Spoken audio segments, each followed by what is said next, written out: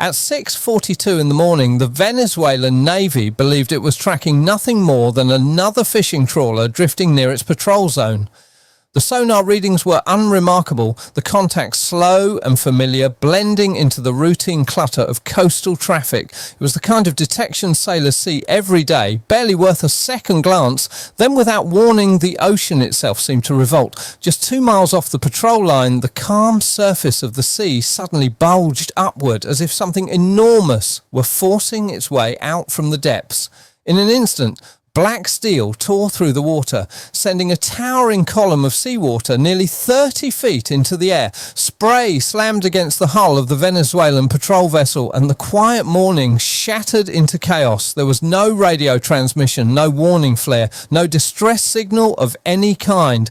Instead, a silent wall of American metal rose from the sea as if it had always been there, unseen and waiting. On the bridge of the Venezuelan patrol ship, the sonar display exploded with colour, jumping from calm blue to screaming red. The operator froze, staring at the screen as displacement readings spiked violently. "Large contact," he reported, his voice tight. Rapid ascent. For a moment, the captain said nothing. Every officer on the bridge already understood what they were seeing.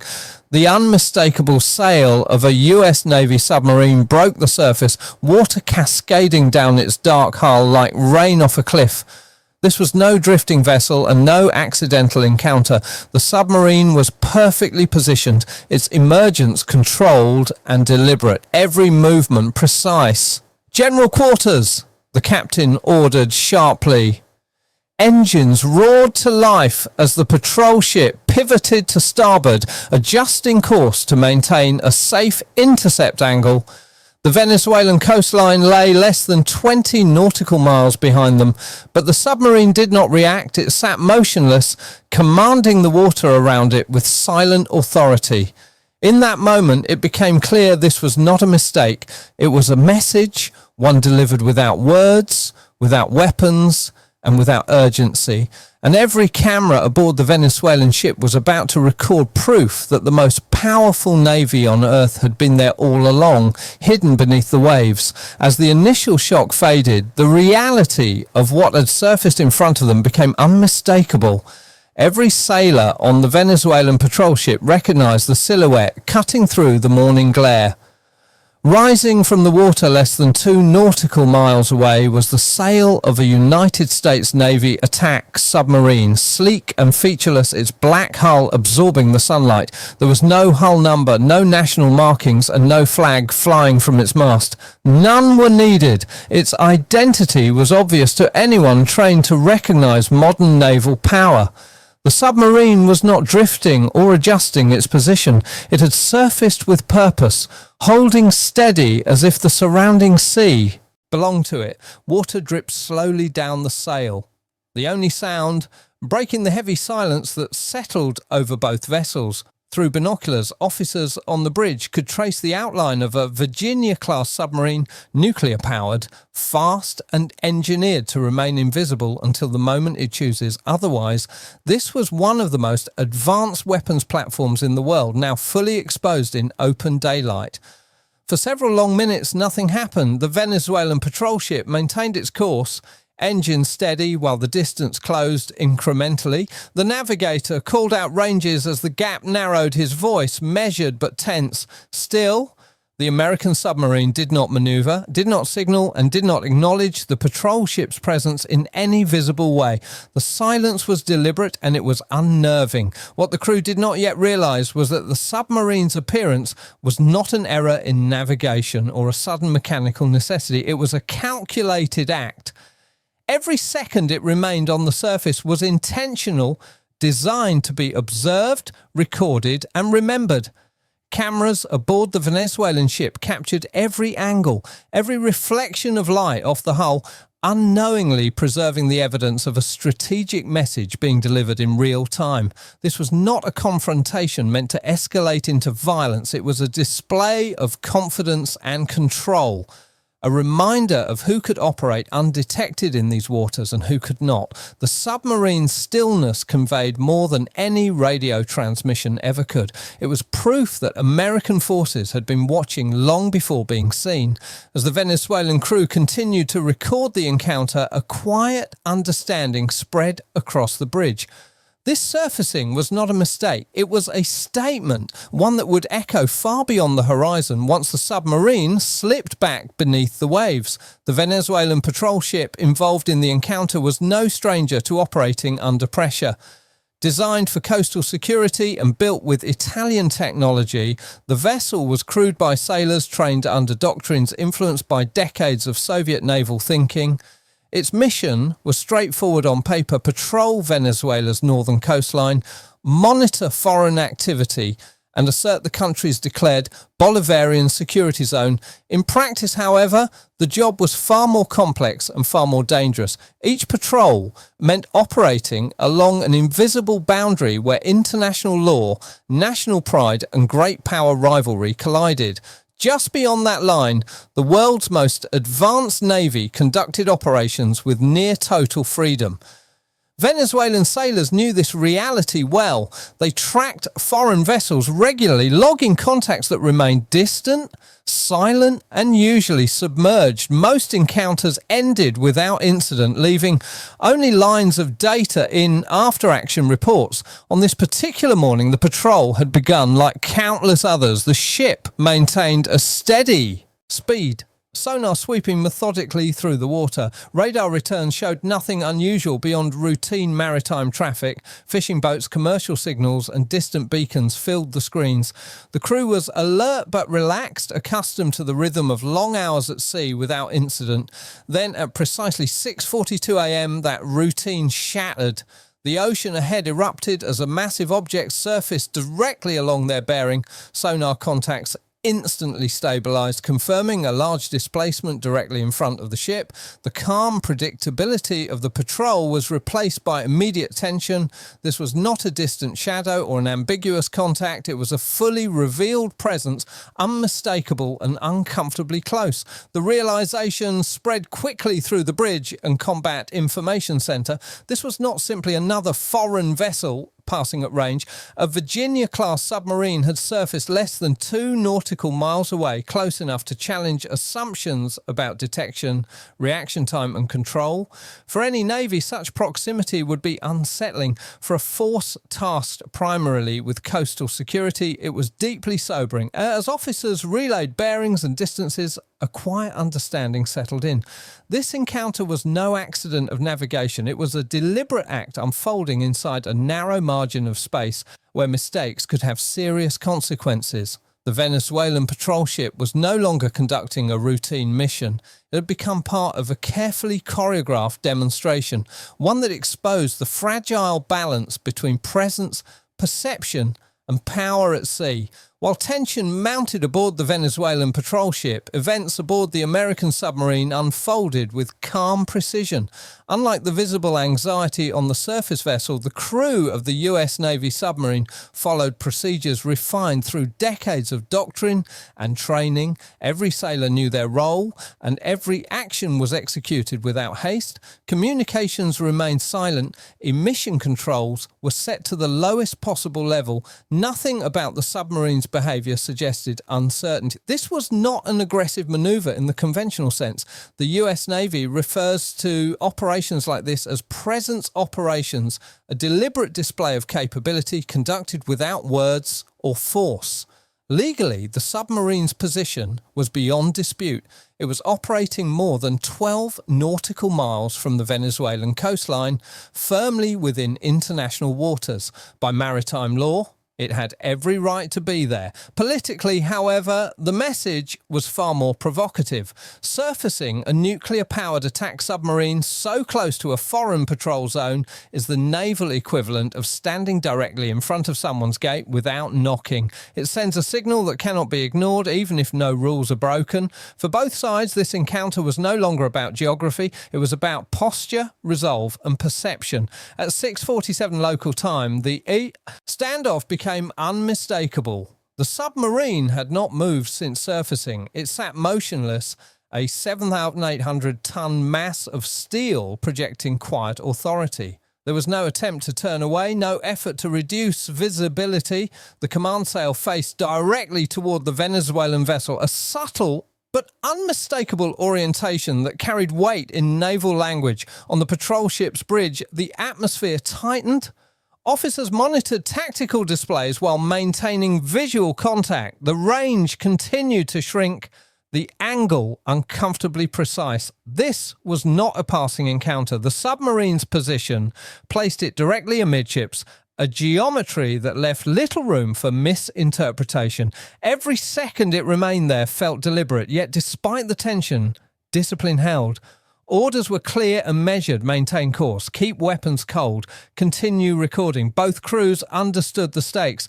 One impulsive action could escalate the situation beyond control. Instead, the confrontation remained frozen in time, a silent contest of nerves and professionalism. In that moment, the ocean became a chessboard, and neither side was willing to make the first reckless move. The submarine's stillness spoke louder than any transmission, reinforcing a simple truth of modern naval power. Dominance does not always announce itself. Sometimes it simply waits to be acknowledged. The tension intensified not with an explosion or a shouted command, but with a sound, brief, clean and unmistakable. A single sonar ping echoed through the Venezuelan patrol ship systems. It was not aggressive and not repeated, but its precision carried weight. The message was clear. The American submarine was fully aware of its surroundings and entirely in control. The Venezuelan captain absorbed the report in silence, then calmly ordered the crew to continue recording. Nothing more needed to be said. On deck, sailors gathered along the starboard rail, staring across the water at the submarine less than 2 miles away. In the rising sunlight, the black hull appeared almost unreal, smooth, massive, and unnervingly still.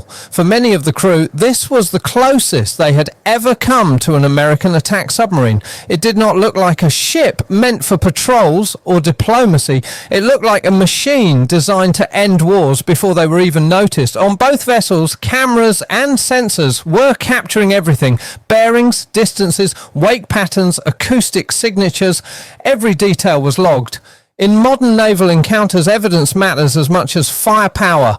What was happening here was not combat, but documentation. Each side was building a record, knowing that what mattered most would be analysed later in briefing rooms far from the open sea. By 6:52 a.m., the distance between the two vessels had closed to just over 1 nautical mile. The air felt heavy, the water unnaturally calm.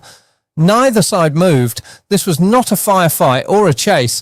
It was posture warfare, an unspoken contest of resolve conducted through positioning and restraint. Every degree of alignment, every knot of speed carried meaning.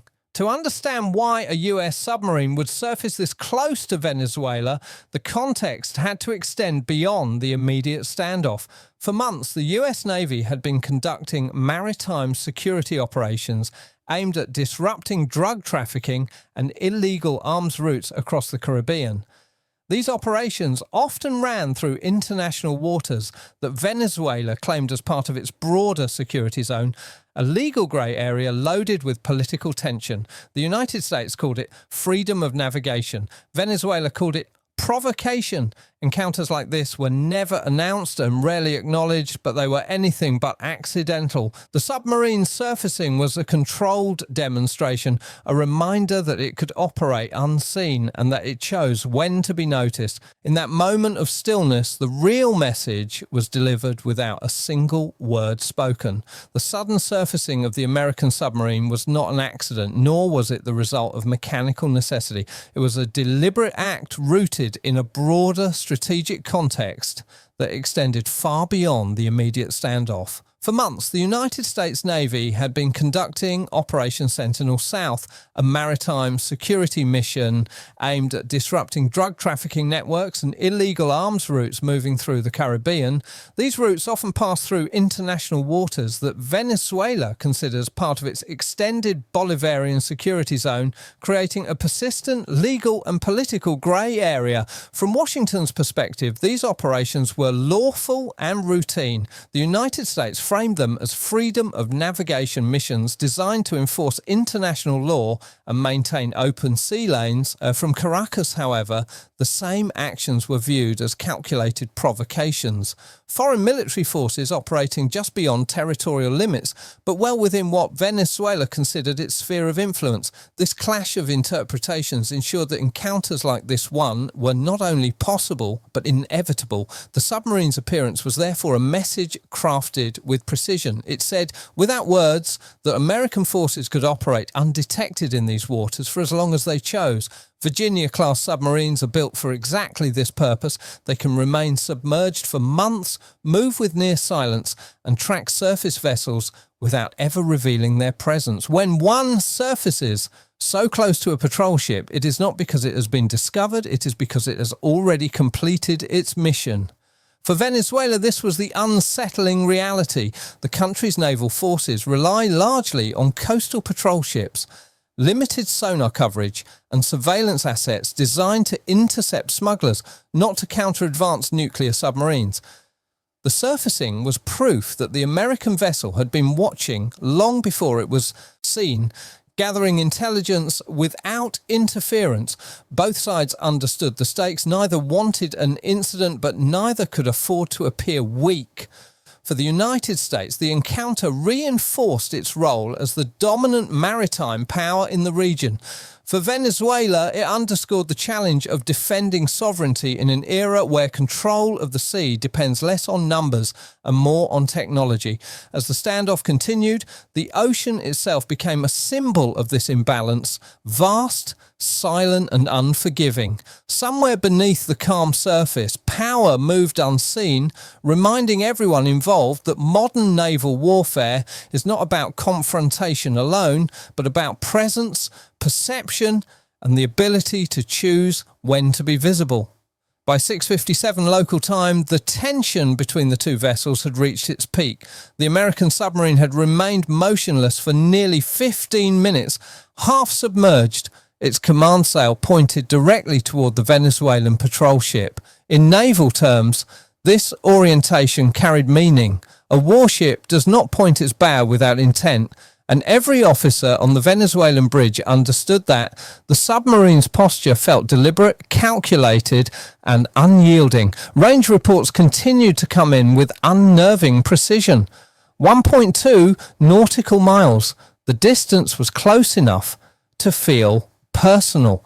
The Venezuelan captain's voice remained steady as he issued orders, but his grip tightened on the bridge rail. Hold course! Keep weapons cold!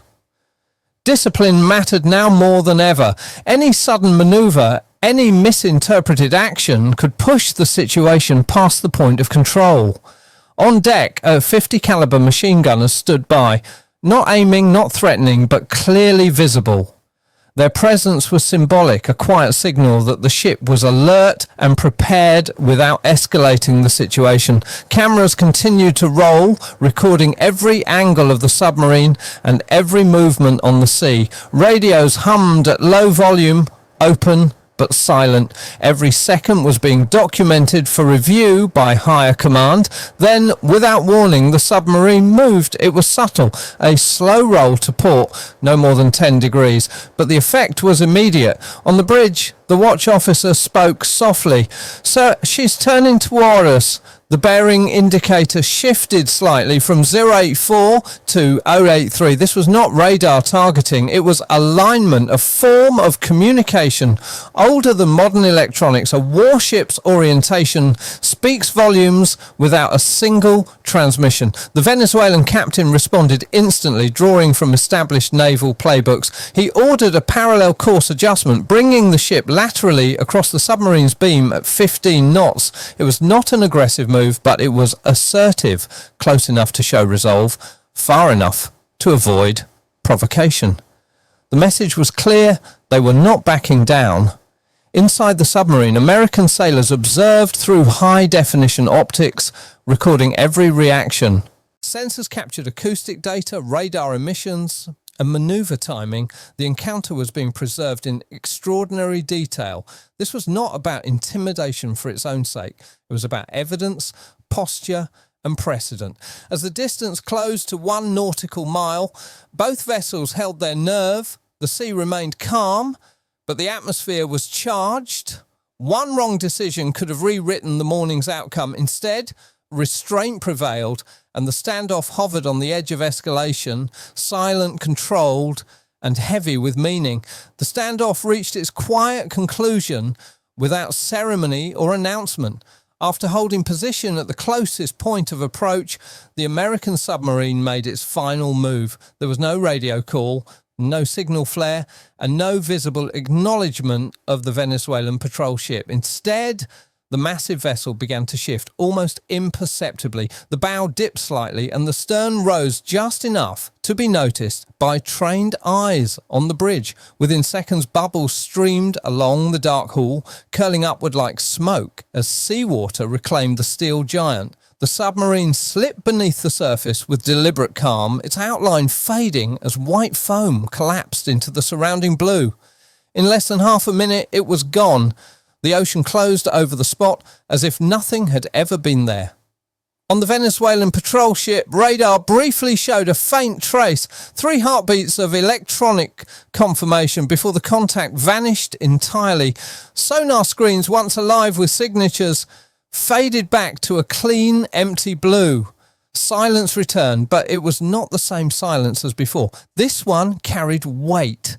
No one spoke for several seconds. The adrenaline that had surged through the crew had nowhere to go. The captain finally broke the stillness with clipped professionalism. "Mark last known coordinates, save all logs." His tone was steady, but every sailor on deck understood what had just occurred. They had come face to face with a force that could appear at will and disappear just as easily. The patrol ship continued on course, engine steady, sonar sweeping in widening arcs. They searched for any sign of reacquisition, any hint that the submarine remained nearby. There was nothing. The sea had erased it completely. Far below the surface, the American submarine was already descending, sliding back into its natural environment. Acoustic sensors confirmed no pursuit. The encounter was logged, encrypted, and transmitted through secure channels to higher command. Every second of data, reaction times, maneuvers, sensor responses was preserved for analysis. Encounters like this rarely make headlines, but they quietly redefine the balance of power. No weapons were fired, no threats were spoken, yet the message was unmistakable. In modern naval warfare, victory is not about noise or confrontation. It is about presence, control, and the ability to choose when to be seen. That morning the sea returned to calm, but the lesson lingered long after the waves settled. As the calm slowly returned to the surface of the sea, the true significance of the encounter began to settle in. On the Venezuelan patrol ship, the crew remained cautious, scanning the water long after the submarine had vanished. Encounters like this were rare, but when they occurred, they left a lasting impression. What had just unfolded would not be discussed openly on the evening news, yet it would quietly reshape how power in the Caribbean was understood. For the United States Navy, this was classified as a routine grey zone operation, an action designed to demonstrate capability without crossing the threshold into open conflict. Every detail of the encounter had been recorded, encrypted, and forwarded to US Southern Command for analysis. Reaction times, maneuver decisions, sensor responses, all of it would be studied carefully. These operations were not about provoking a fight, but about reinforcing dominance through presence and precision. For the Venezuelan crew, the experience was far more personal. They had witnessed firsthand the silent reach of a force that could approach undetected, reveal itself on its own terms, and disappear without consequence.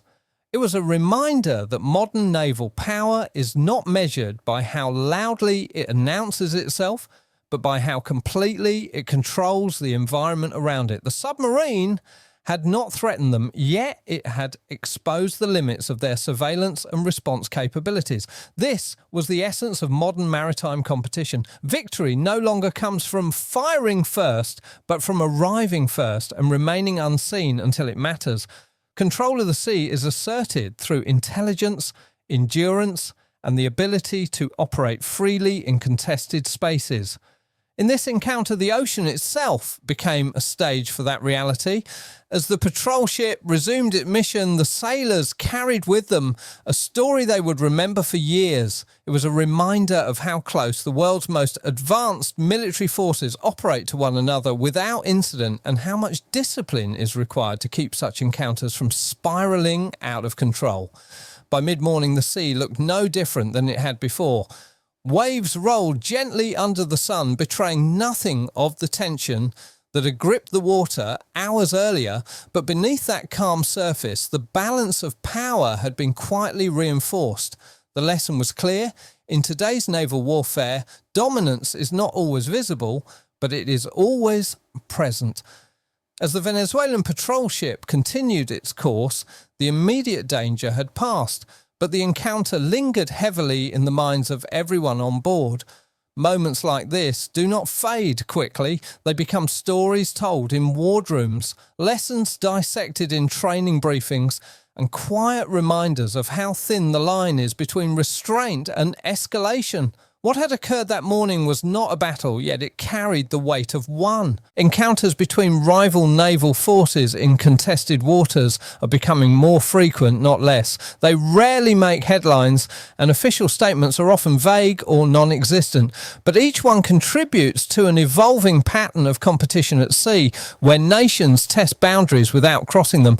These grey zone confrontations demand discipline, judgment, and an understanding that every action, no matter how small, can carry strategic consequences. This particular standoff raised an important question, one that has no easy answer. If you were in command of the Venezuelan patrol ship, how would you have responded? Would you have altered course to avoid the risk, choosing caution over symbolism? Or would you have held your position, asserting presence despite the imbalance of power? Command decisions in moments like these are made under intense pressure, with incomplete information and no margin for error. For naval professionals, such decisions define careers. For nations, they can define relationships. The difference between restraint and miscalculation can be measured in seconds. That is why these encounters matter, even when no shots are fired and no damage is done. They reveal how power is exercised and how it is restrained in the modern maritime world. Stories like this one are not about sensational explosions or dramatic victories. They are about the realities of contemporary naval operations, where dominance is expressed quietly and conflicts are avoided through professionalism rather than force. Each encounter adds another chapter to an ongoing, largely unseen contest beneath the waves. If you found this breakdown insightful, there are many more real-world maritime encounters like it. Stories that rarely reach the surface but shape global security every day. Engage with the discussion, share your perspective, and stay connected for future analyses. The sea may appear calm, but beneath